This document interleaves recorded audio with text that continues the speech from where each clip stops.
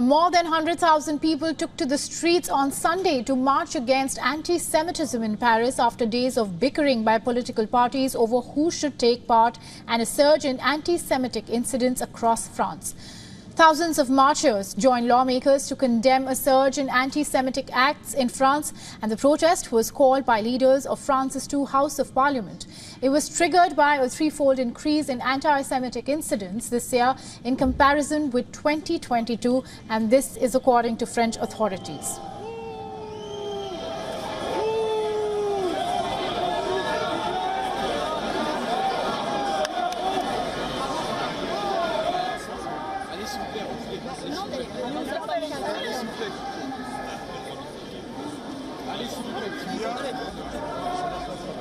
Je trouve que c'est une bonne chose, tant mieux qu'ils soient là. On n'est pas là pour faire de la politique, on est là pour une manifestation pour la bonne cause et pour l'antisémitisme, on n'est pas là pour faire de la politique. Aujourd'hui, on voit de plus en plus d'actes antisémites et c'est important pour nous de témoigner de ça et de montrer qu'on est là, que c'est vraiment une cause et une valeur que la République doit soutenir de manière forte et que c'est inadmissible aujourd'hui de voir tout ce qui se passe en France, que le conflit soit importé de manière inacceptable et que les Juifs de France, notamment, soient hyper impactés par ce qui se passe au Proche-Orient.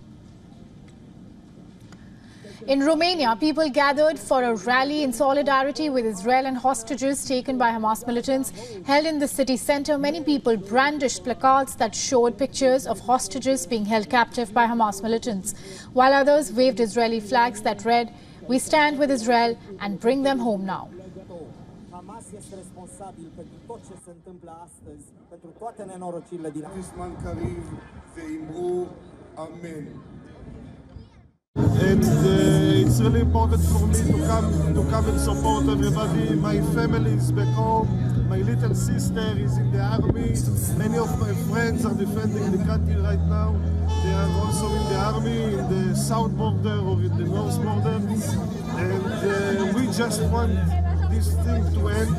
We want peace and we want all the kidnapped people to come back to their loved ones back home, because we don't want war and we don't want things like this. We want to live in peace. And in Sydney, a similar demonstration was held to show support for Israel and call for the release of hostages being held by Hamas.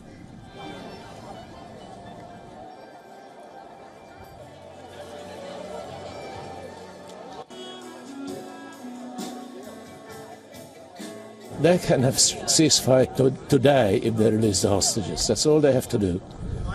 And there is no reason to give them ceasefire until the hostages are still captives. Meanwhile, in Pakistan, hundreds of Pakistanis expressed solidarity with Palestinians suffering in heavy fighting in Gaza. They marched through the streets of Islamabad to protest against the war in West Asia. Men and women marched in separate groups chanting slogans against Israel and Western powers. The Shiite political group Majlis Wadat-e-Muslimin led the protest.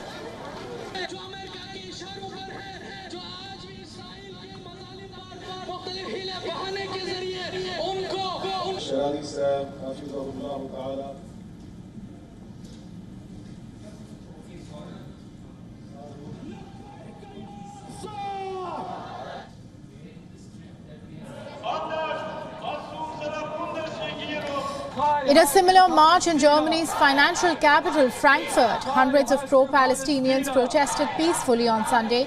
They demanded freedom for Palestine. The protesters accused Chancellor Olaf Scholz's government of siding with Israel and remaining silent about the victims in Gaza.